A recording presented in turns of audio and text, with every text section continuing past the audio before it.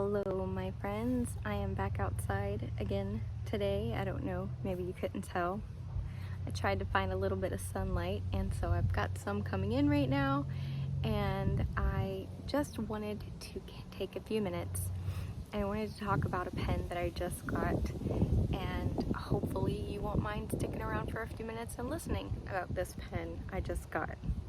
So I'm going to talk about it for a minute, and then I'm going to turn the camera down and you're going to get a grass eye view of this pen.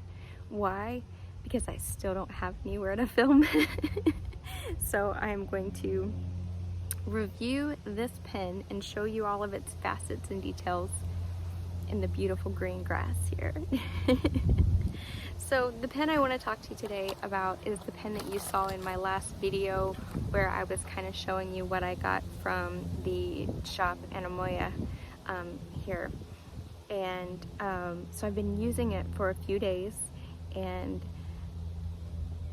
I have some views on this pen, and so I kind of wanted to share them if you don't mind. So I wrote down some notes and just little talking points that I want to hit on, and so I'll just put that down there for a minute and hopefully it doesn't blow away.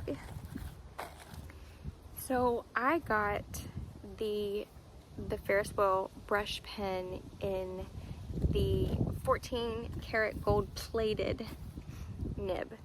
So this pen was $160, and I have to tell you, so we all know that Ferris Wheel Press, their company, is based in Canada. They're a Canadian brand. I believe they are somewhere near Toronto, if not in Toronto. And they work with a lot of local artisans to design, their products, coming up with the designs for their labels and for their boxes and things like that. So they're already working with local artisans. Now, there are other brands of pens that are actually made in-house in Canada. So this particular pen though, the Ferris Wheel brush pen, I believe the carousel pen is the same way, but these are actually made in Shanghai. I didn't know that when I purchased this pen. I had no idea. I believed that this pen, because of when I've watched videos about them and I've read about them before, because of their pride in being Canadian, their pride in Canada and being a Canadian company, I assumed that their fountain pens were being made in-house in Canada as well. When I found out that the pen was actually made in Shanghai, it kind of struck me for a minute. I'm not gonna lie, because I have a lot of I have had a lot of Chinese fountain pens over my fountain pen journey, and Chinese fountain pens are great fountain pens. I love them. I actually have a Jinhao inked up. I have two Jinhaos actually right now inked up. I have my Jinhao Centennial 100 and my Jinhao X750. As well as this inked up, and two Kavekos. So we know with Chinese fountain pens that you can get a very, very, very well-made fountain pen made in China, and you can get it at rock bottom prices.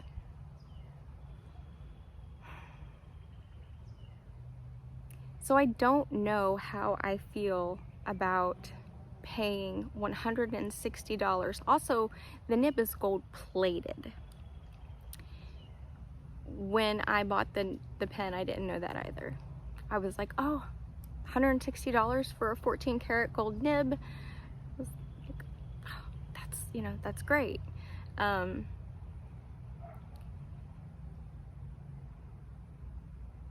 it's not, my issue is that it wouldn't have cost that much more for them to make their pens, have their pens made there in Canada.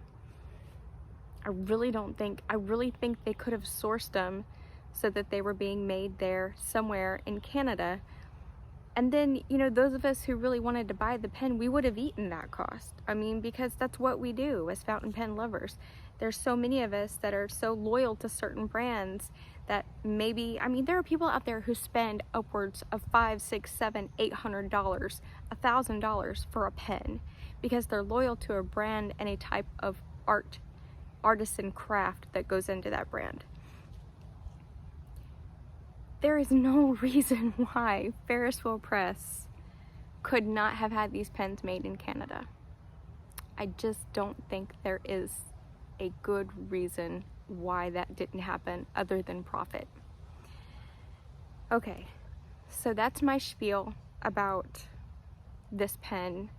Now, after having been writing with the pen since I've had it, I will tell you I like it, and I am glad to have it, and I'm glad to have bought it from a local seller. So I'm glad about that. So I have the Lord Evergreen, and it's a beautiful pen. Let's just get that out of the way. It is a beautiful, beautiful pen. It's unique in that it looks from its tip to the finial to the end finial, it looks like a paintbrush. It has the brass nut right here, which is so that it doesn't roll around all over your desk. And also when you unscrew it and you put your cap down so the cap doesn't roll away, which is really great. This is made with a really nice lacquer, and it's over the interior part of this, and the interior part of the cap is actually copper. So there is some weight to this pen, but overall it's not any heftier than, what would I say? Since I was just talking about Jinhao's, it's lighter than a Jinhao X750, that's what I'll say. So when you undo your pen, they tell you not to post the pen because the brass threads in here, the brass threads can damage the lacquer. Now, if you don't particularly care about that, then you post away. I like my pens better when they're posted. So what I've been doing, yes, I've been posting. What I've been doing is just very gently putting it on there. Like, I'm not even affixing it, like I'm not pushing it, but because when I write like this, so when I'm writing, it's just there, and then when I take it off, I'm just very gentle with it as well. Now, if I damage my lacquer, I think I'll be okay, because, you know, it's my fault. So what I do like, but also is something that could have been done in Canada, was this really, really beautiful engraving. You know what, I'm not even going to show you right there because it's impossible for me to put my hand up there and to make the camera zoom in on that, because there's just way too much out here for the camera to zoom in on right now. The engraving on this section is quite remarkable. I've not seen that in a section, on a section with any other fountain pen that I've personally ever tried, in any other fountain pen that I've looked up. The nib is very small. I'm guessing this is a number 5. Correct me if I'm wrong. I am not so much of an aficionado yet that I know my 5s, well, I know 6s are bigger. That's what, 6s are the big ones, right? And then the 5s are the bitty ones. I like 5s. But I like that it has the Ferris Wheel Press logo upside down on it so that you can like see it when you're writing, which I think is really cool. And the maple leaf where the breather hole should go, that's pretty awesome as well. And they obviously put a lot of care and thought into this design. I just wish they would have put more care and thought into where the pen was being made. As far as the writing experience is, there's feedback when you write. I got the fine, and it wrote straight out of the box very nicely. However, I like a more wet pen, and so I did. I smoothed my 14 karat gold plated nib, and I'm not sorry that I did, because now it writes much nicer and I like it a lot more. I don't mind feedback, but sometimes, like, there's some pens, I have a Sailor Pro Gear Slim that it has feedback to when I write, and I knew going in when I was purchasing it that that was going to be there, and so I don't mind that. But this one, I just feel like it should be smoother. And so, and I'm not saying, oh, their nibs are no good, you know, they should be smoother. I'm just saying that I like a smoother, wetter nib. So I did smooth it, and I do like it a whole bunch better now. I am actually almost done with the converter. I liked it so much. I've been writing quite a bit with it. It is a very slender pen, as you can see. It is very, very, I don't have a fountain pen that I can compare it slender. It's even more slender than a Pilot Metropolitan. It's quite a bit more slim than a Pilot Metropolitan. It is very, very slim. And so when you're writing with it, I just unscrewed it and then unscrewed from the barrel, the section from the barrel, which does happen. I've seen some videos where they have sent the pen back to the manufacturer, and the manufacturer has replaced it, stating that it was a manufacturer defect. And then, you know, the new pen that they got didn't have that defect, but I'm not going to worry about that, because they'll probably tell me to return it back to the store that I bought it from, and then I don't want them to take a hit on it, and because it doesn't bother me enough. It literally takes, it came, okay, 1, 2. It takes 2 screws back on. Yeah, $160 pen. I probably shouldn't have to do that with, but I'm not gonna cry about it. There are other pens that are way more expensive that I've had in the past that had much worse defects with them, that were just part of the pen, that were just something you had to get used to because of the pen. And yeah, having to occasionally re-screw the section back onto the barrel is not a showstopper or a deal breaker for me, I guess I would say. Let's see.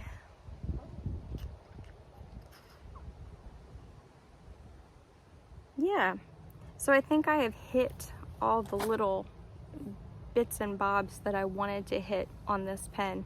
Overall, despite it not being made in Canada, despite the pen nib not really being as smooth as I wanted it to be, of course, that's just a me thing. Some people don't mind pens having some feedback to it. I like a more smooth nib, and I trust myself enough with my pen smoothing capabilities to where it wasn't scary for me to do that. For $160, I will not be buying another one. Now, if Ferris Wheel Press ever decided to start making pens in Canada, maybe I would consider, but I do feel like I was a little bit misled, but that's my fault. I should have researched more about the brand and more about their pens in general before I made the purchase.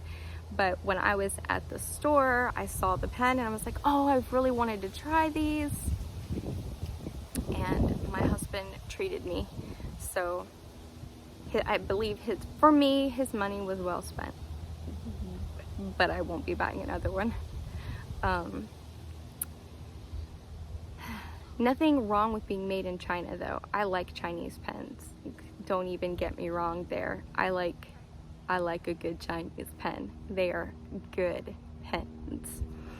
And say what you will about pens being clones and whatnot, that's a whole other video we could get into, but I will just say I like Chinese pens, and I cannot lie. Yeah. So what I'm gonna do is I'm gonna turn the camera around now and just show you the pen a little bit closer and do a little writing sample, and I'm going to thank you so much for sticking around and watching. And I did get a few new pens since we've been here, which were very, very nicely were gifted to me by my husband. Why? I don't know, but I'm not gonna look a gift horse in the mouth. You wanna buy me a pen? Sure. Buy me a pen. It's like, well, you don't ask for shoes or purses or anything. I was like, no, I don't. So go ahead, buy me the pen. That's how it is. All right, I'm gonna turn the camera around now. So here it is in what you would get it when you get it from the store, or when it arrives to you in its beautiful slip box, which is a nice little black velveteen pouch. And there it is. There's the brass nut that keeps it from rolling everywhere. And isn't this just a beautiful color? Let's see. Yeah, Lord Evergreen is just and out here in the sun, this is very true to life color.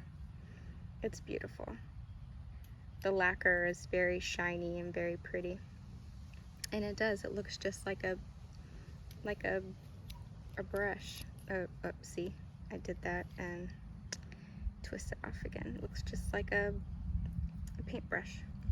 So I'm going to put there's the inside threads again, where they tell you not to post it because it could damage your lacquer. Here's where I was telling you about. So right here is this engraving right here at the front is part of a printing press, where you would put the letters and then the little clackers will go down and clackety clack it. That's a real word, clackety clack. You can see right there that it says it's a fine, and it says right here 14 gold plated. And can you see right there? Let's see. Ferris Wheel Press, and then it has the little maple leaf, and right under the maple leaf you see the V and the VI, which is 5 and 6, which is a play on playful play on area codes. Behind here is a flywheel, and it looks like right up here is, what is that? I think it might be a fountain pen nib or a flame, I'm not sure, but it's very beautiful. I've never seen a section for a pen that was made this beautifully before. I know it's silly, but it's already starting to patina a little bit, and I've only been writing with this for about a week, not even a week yet, and it's already beginning to patina. So I'm interested to see how, like, what it looks like, you know, as time goes on. So it comes with a converter, and down here on the converter you see it says rat tap tap, and that is to mimic what it sounds like when you are working at a printing press and your letters are being rat-tat-tatted out. It also is what a typewriter sounds like. I like typewriters. I have 2, and I don't need any more. No, I can always use more fountain pens, but I don't need any more typewriters. So here in the converter, I have this inked up with linen toolbar Shotashima olive, and yeah, so I will give you a little writing sample.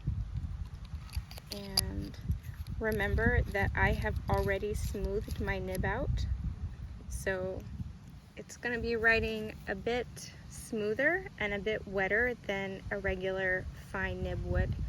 So I hope you will take that into account. And here we go. So I've actually just got my journal out here, and I flopped it down on the grass, and I am going to write. Let's see, what am I going to write? The spicy, wet, that was me, not the pen. Dog licked my face and then bit the flea on his, that says his, his rear end, because that's classy.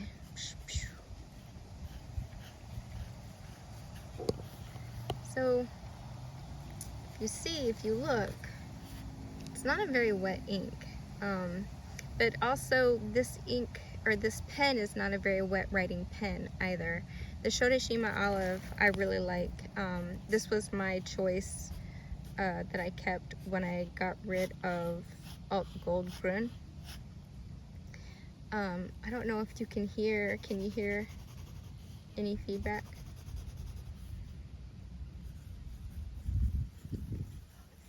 I don't think you can, because I smoothed it all out of there. Let's see.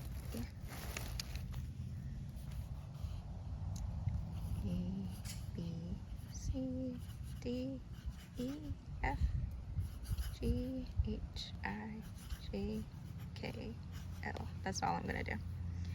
So it writes really, really well. It's a really nice writer. But it could also be because I have smoothed the nib, and that's why it's a better writer now. Before, the line was a lot thinner and it wasn't as wet. So this seems like it's not very wet, but it was even less wet than that. And that was one of my other main reasons that I wanted to go ahead and smooth it down too. So I actually really, really like how it is now.